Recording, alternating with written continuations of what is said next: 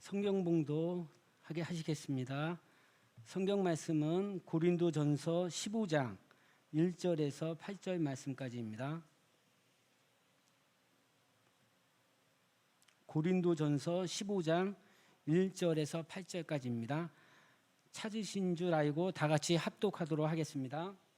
시작. 형제들아, 내가 너희에게 전한 복음을 너희에게 알게 하노니 이는 너희가 받은 것이요 또 그 가운데 선 것이라.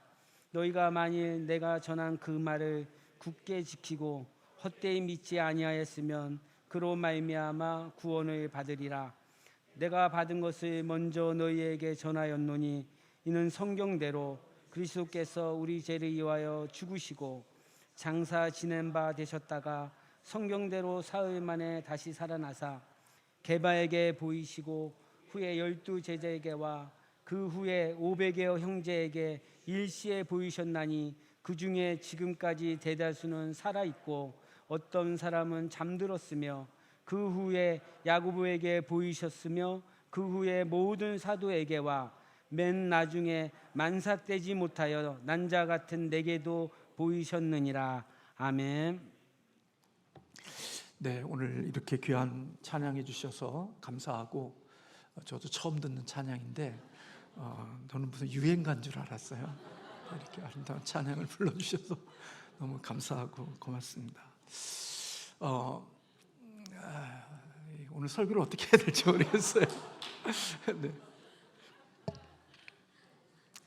우리 김옥희 집사님, 오늘 제가 한 가정에 대한 이야기를 책을 통해서 했지만 우리 김옥희 집사님도 이렇게 다리가 수술한 후에 회복이 되지 않아서 연약한 가운데 계시거든요.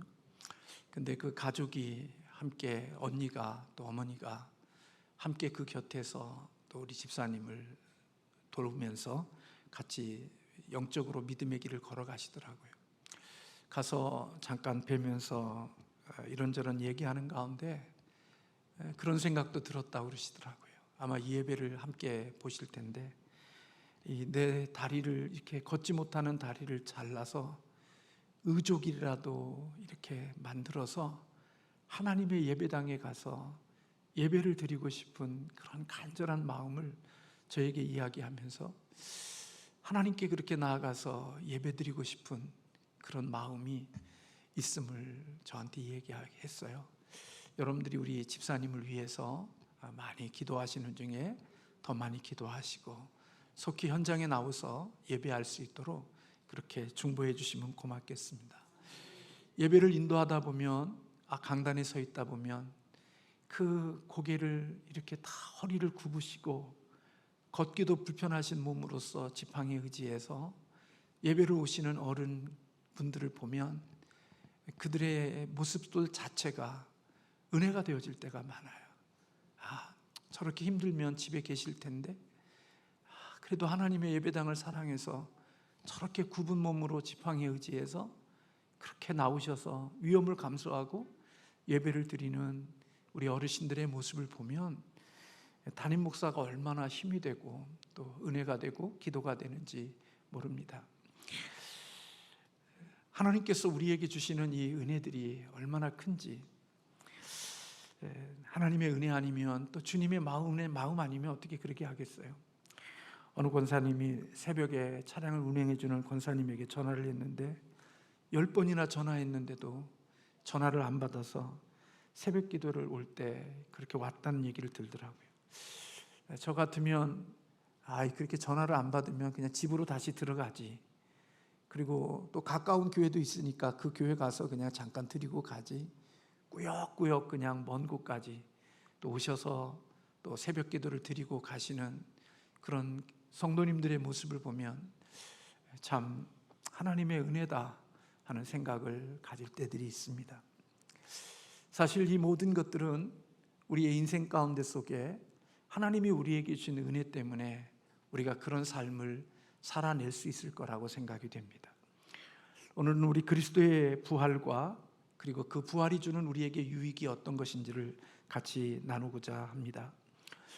부활에 대해서 더 구체적인 설명을 우리에게 하지 않아도 우리는 그 의미를 다 압니다. 참 사람이신 예수 그리스도께서 진정으로 죽으셨다가 다시 살아나신 것, 그것이 바로 부활입니다. 이 세상에 예수님의 부활을 믿지 못하는 사람들이 참 많습니다. 그래서 예수님의 부활을 믿지 못하는 사람들이 만들어낸 설들이 있습니다.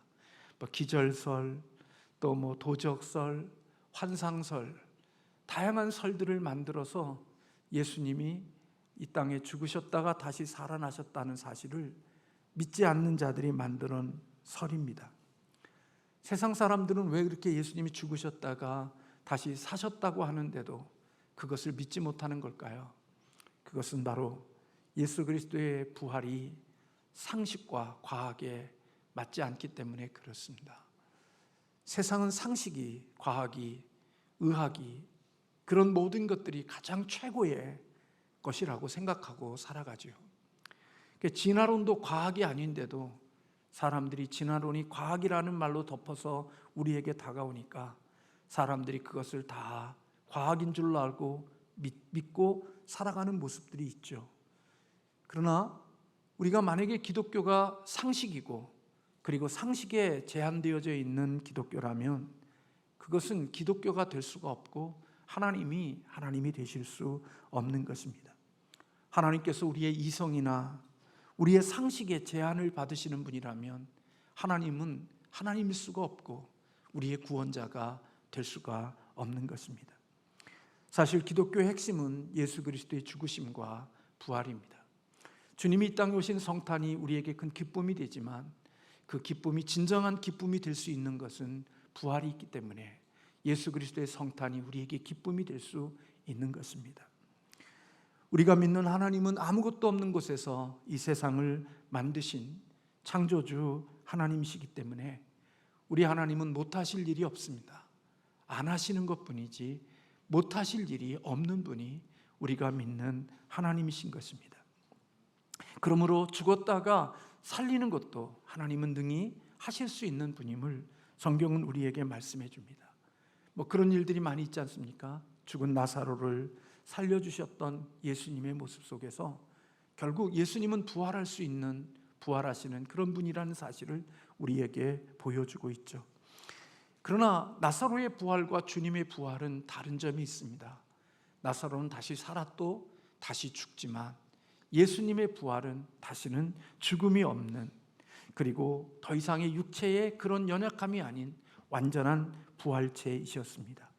노쇠하지 않고 늙지 않고 병들지 않고 죽지 않는 그러한 새로운 생명으로 부활하신 것이 예수님의 부활입니다. 오늘 하이델베르그 요리문답 제17문 45문은 그리스도의 부활에 대해서 그렇게 묻고 대답하고 있습니다. 그리스도의 부활은 우리에게 어떤 유익을 줍니까? 세 가지로 우리에게 유익을 주는데 첫째 한번 읽도록 하겠습니다. 그리스도께서는 자신의 부활로서 죽음을 이기셨으며 그래서 죽음으로써 얻으신 의의 우리로 참여할 수 있도록 하셨습니다. 네, 예수님이 부활하시지 않았다면 우리 예수님은 죄도 죽음도 사탄도 정복하시지 못하셨을 것입니다. 따라서 예수님의 부활은 죽음을 이기신 것이고 하나님의 아들임을 증명해내신 것이고, 예수님의 부활은 예수님이 이 땅에 사신 육신의 삶을 가지고 오셨지만 그분은 죄가 없는 분이라는 사실을 주님의 부활을 통하여서 증명해내신 것입니다. 예수님의 부활은 죽음을 통하여서 또한 우리에게 하나님의 공의가 완전히 충족되어졌다는 사실을 증명해 줍니다. 그러므로 예수 그리스도의 이 부활은 그리스도와 믿음으로 연합된 우리에게도 그리스도의 의로움에 참여하는 유익을 가져다 준 것입니다. 예수 그리스도의 죽으심은 저와 여러분의 죄 때문이고 예수 그리스도가 다시 살아나신 것은 우리를 위한 의로움을 위한 것입니다. 그러므로 만약에 예수 그리스도가 죽으셨다면 우리의 죄는 사해졌을런지 모르지만 예수님이 부활하시지 못했다면 우리는 하나님의 새로운 의를 얻을 수가 없는 것입니다. 그래서 예수님은 죽으심 속에 우리의 죄가 죽었지만 하나님 앞에서 우리의 의로움으로 인정받을 수가 없는 것이죠. 그래서 예수님은 죽으시고 그 죽으심을 통하여 저와 여러분의 하나님 앞에 형벌받아야 될 죄에 대한 것들이 죽으시고, 그리고 하나님 앞에 설 수 있고 하나님 앞에 죄 없는 모습으로 설 수 있는 하나님이 가지신 의로움을 만족시킨 그 의로움을 예수 그리스도의 부활을 통하여서 우리에게 주신 것입니다. 그러므로 여러분, 주님의 죽으심과 부활은 이것은 우리에게 꼭 필요한 것입니다. 만약에 주님의 죽으심만 있고 부활이 없다면 이것은 우리의 구원의 온전함을 이룰 수가 없는 겁니다. 주님이 죽으셨을 때 우리의 죄도 죽었고, 그리스도가 다시 살아나셨을 때 하나님의 의로움이 우리에게 올 수 있도록 우리 주님의 이 죽으심과 부활 속에 우리에게 얻은 축복이 있는 것입니다. 두 번째로, 예수 그리스도의 부활이 우리에게 주는 유익은 그의 능력으로 말미암아, 같이 읽겠습니다. 우리도 이제 생명으로 다시 살아났습니다. 그리스도의 부활은 능력입니다. 이 능력은 우리에게 새 생명을 주시는 능력입니다. 예수님께서 죽은 가운데 속에 다시 살아나셨을 때 예수님은 하나님께 대한 순종과 교제에 완전하게 부합하는 인간의 영과 몸에 있는 부활의 생명, 즉 새로운 질의 생명을 소유하셨고, 부활을 통해 우리에게 그와 같은 새로운 생명을 우리에게 주신 것입니다. 그러므로 그리스도의 부활은 우리에게 무엇을 보장해 주는 거냐? 하나님 앞에 우리의 칭의, 하나님이 의롭다 하시는 것을 보장해 주는 것이 바로 예수 그리스도의 부활인 것입니다. 로마서 4장 25절에 보면 우리의 범죄함을 인하여 내어줌이 되고 또한 우리를 의롭다 하심을 위하여 살아나셨느니라. 바울은 우리의 범죄함을 위하여 하나님이 예수님을 십자가에 내어줌이 되었고, 우리를 의롭다 하시기 위하여 우리 주님이 살아나셨다, 그렇게 이야기하고 있습니다. 그래서 저와 여러분이 하나님 앞에 지금도 죄인의 몸을 가지고 살아가지만 우리가 하나님 앞에 의인이 되어지고 하나님 앞에 의롭다 하고 지금 죽어도 하나님 나라에 갈 수 있는 그것은 바로 예수 그리스도의 죽음 속에 내 죄에 대한 죽음이 있고, 그리스도의 다시 살아나신 부활에 의하여 내도 하나님의 의로움을 얻는 이 축복이 우리에게 이루어진 것입니다. 우리의 몸은 아직 그대로 남아 연약함과 노쇠함과 죽음에 매여 있기 때문에 우리가 그리스도인이 될 때 새로운 생명의 부활을 온전히 다 받는 것은 아닙니다. 그러나 우리가 영혼 가운데 우리는 새로운 부활의 능력으로 우리의 영혼은 다시 살아났습니다. 새로운 피조물이 된 것입니다. 따라서 그리스도께서 그의 부활을 통하여 우리가 거듭날 때 받게 되어질 새 생명을 우리를 위해 예수 그리스도께서 부활을 통하여 이루어 놓으신 것입니다. 지금은 그 생명이 온전히 드러나진 않지만 우리 하나님 나라에 가게 되어지면 우리 주님이 주신 이 의로움의 완전한 생명이 온전함으로 드러나게 되어질 것입니다. 그리스도의 부활이 주는 세 번째 유익은, 그리스도의 부활은 같이 하겠습니다. 우리의 복된 부활에 대한 확실한 보증입니다. 신약 성경은 여러 곳에서 예수님의 부활을 우리의 육체의 부활과 연결시키고 있습니다. 바울은 예수님의 죽음을 잠자는 자들의 첫 열매라 그렇게 말씀해 주셨습니다. 고린도전서 15장 20절에 그러나 이제 그리스도께서 죽은 자 가운데서 다시 살아나사 잠자는 자들의 첫 열매가 되셨느니라. 첫 열매가 맺었다는 것은 뭘 예상하게 해줘요? 다음부터는 그런 열매가 계속 맺힐 수 있음을 우리에게 보장해 주는 것입니다.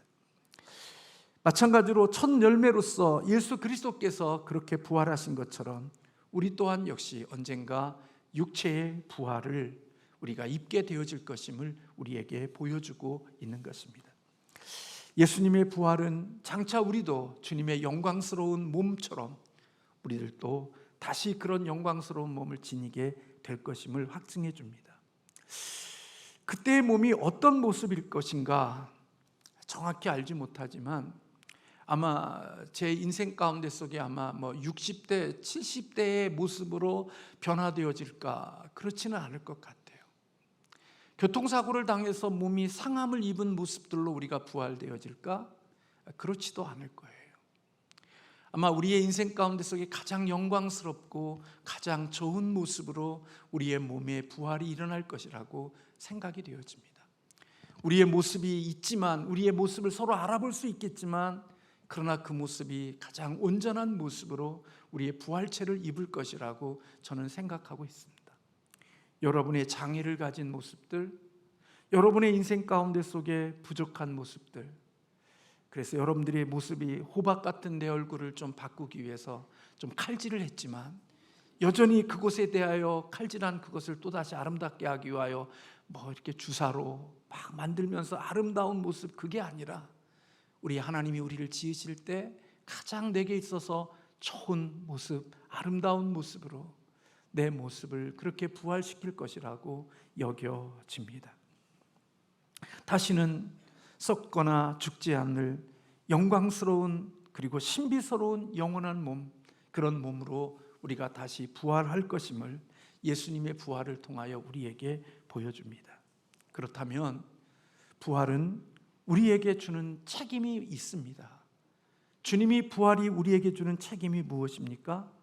고린도전서 15장 58절에 있는 말씀을 보면, 그러므로 같이 한번 읽을까요?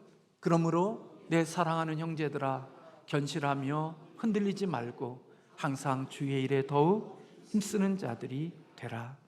이는 너의 수고가 주 안에서 헛되지 않은 줄 알미니라. 여러분, 우리는 뭔가를 얻기 위해서 이렇게 일하는 사람들이 아닙니다. 이미 하나님이 귀한 것들을 주셨기에 그 은혜에 보답하는 마음으로, 빚진 마음으로 일하는 자들이 구원받은 자들의 헌신이고 구원받은 자들의 일함입니다. 그래서 여러분, 우리의 인생을 살아가면서 주를 위해서 살아가지만 자원하는 마음으로 주를 섬겨가는 것, 그게 구원받은 자, 하나님의 칭의를 얻었고 하나님의 구원을 얻었기에 그 은혜에 대하여 감사함으로 내가 자원함과 자발적으로 주를 위하여 섬겨가는 것입니다. 그런데 이 세상 속에서 우리가 하는 모든 것들이 힘들고 어려움이 있지만, 그러나 오늘 바울은 주님의 부활에 대한 이야기를 하면서 견실하여 흔들리지 말고 항상 주의 일에 더욱 힘쓰는 자들이 되라. 이는 너의 수고가 주 안에서 헛되지 않은 줄 알미라고 말씀하고 있습니다. 부활의 소망이 있기에 우리는 꾸준히 주의 일을 힘쓰는 자들이 되는 것입니다. 우리 다시 그리스도와 함께 살아날 소망이 있기 때문에, 그리고 그날에 하나님이 우리에게 주실 상급이 있기 때문에 우리는 그 하늘의 소망을 두고 이 땅에 주의 일을 섬기고 주의 일을 하며 감당하며 살아가는 자들입니다. 골로새서 3장 1절과 4절에서 사도 바울은 그렇게 이야기합니다. 같이 한번 읽겠습니다. 그러므로 너희가 그리스도와 함께 다시 살리심을 받았으면 위의 것을 찾으라. 거기는 그리스도께서 하나님 우편에 앉아 계시느니라. 위의 것을 생각하고 땅의 것을 생각하지 말라. 이는 너희가 죽었고 너희 생명이 그리스도와 함께 하나님 안에 감추어져 있습니다. 우리 생명이신 그리스도께서 나타나실 그때에 너희도 그와 함께 영광 중에 나타나리라. 사랑하는 성도 여러분, 이것이 저와 여러분에게 있는, 앞으로 있을 하나님의 주신 은혜인 줄로 믿습니다. 그렇기 때문에 우리는 삶 가운데 속에서 더 이상 죄에 대하여 양보하지 않아야 되고, 예수님의 부활 속에 우리가 의로움을 얻었다는 것은 이미 우리의 부활되어진 생명 속에는 내가 하나님 앞에 갈 수 있는 생명을 가졌다는 의미는 죄에서 구원받았다는 의미뿐만 아니라 또 하나의 의미가 있는데, 죄를 이기고 정복하고 다스릴 수 있는 능력을 우리가 받았다고 하는 사실을 내 마음에 확신해야 되는 것입니다.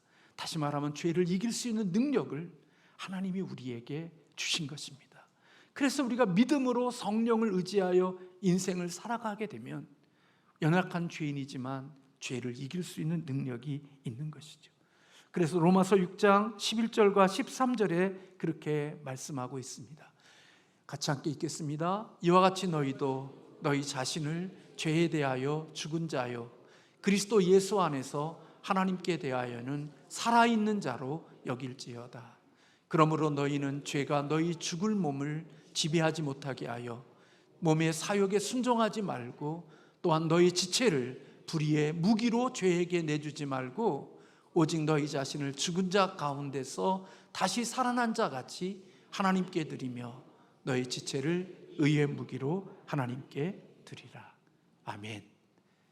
우리가 부활한 그리스도의 몸과 그리스도의 생명과 연결되어 죄에 대해서 죽고 의에 대해서 살아있는 자이기에 이제는 더 이상 우리의 몸으로 죄의 도구로 쓰이지 말고 하나님의 영광과 하나님의 기뻐하시는 의의 무기로 우리의 삶을 드리라고 바울은 권고하고 있는 것입니다. 예수님의 죽음 때문에 슬픔에 빠져 있었던 제자들, 그들을 회복시킨 것은 예수 그리스도의 부활입니다. 죄로 인하여 주님을 부인하고 절망 속에 고기 잡는 가운데 속에 있었던 그런 베드로, 그가 부활하신 주님을 만나기 위해 그는 새로운 제2의 제자의 승리자의 삶을 살 수가 있었습니다.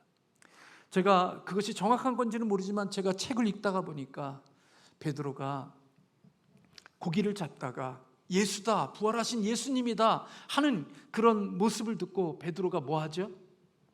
옷을 벗고 있다가 뭘 하죠? 옷을? 제 성경에만 있나? 옷을 입었다고 그러죠? 아니에요? 예, 옷을 입었다고 그랬어요. 아니 왜 수영하는데 옷을 왜 입나? 불편한데.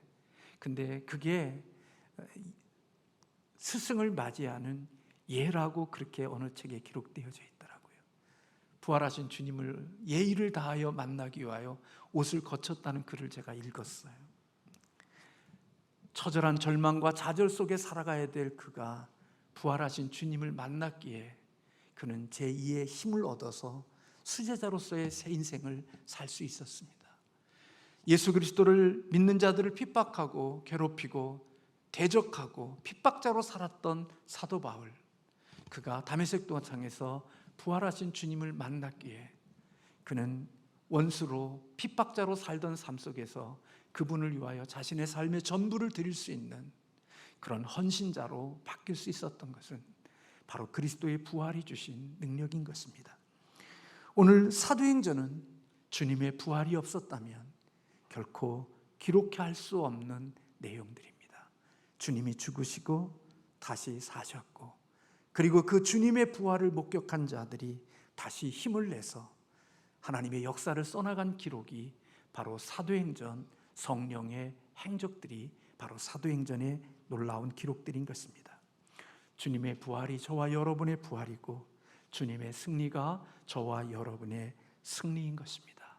이 승리를 확신하고 오늘 바울이 우리에게 주시는 권면처럼 더욱 주의 일에 힘쓰고 위의 것을 찾으며 우리의 육체를 죄의 도구로 쓰지 말고 하나님이 기뻐하시는 의의 병기로 사용하는 하나님의 부활의 생명을 가진 소망의 사람들이 되시기를 주님의 이름으로 축원합니다.